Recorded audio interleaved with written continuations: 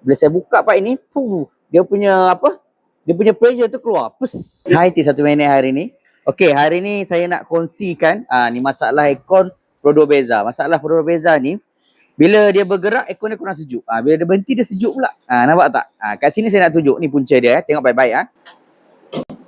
Okey, ini punca dia. Nampak tak apa berlaku yang kami jumpa ni? Dia punya kondenser ni dah kemek dah. Nampak? So, apa berlaku? Bila kondenser dia kemek, dalam ni berlaku back pressure sebenarnya. Sebab tadi bila saya buka pipe ni, ni pipe ni tadi, bila saya buka pipe ni, dia punya apa? Dia punya pressure tu keluar. Pus. Lebih kurang macam tu lah. Jadi nak tak nak memang kena tukar. Ni, kena tukar lah kondenser yang baru. Itu cerita dia. Jadi nampak tak? Masalah aircon ni, tolonglah jangan terus pergi, bang saya nak top up gas.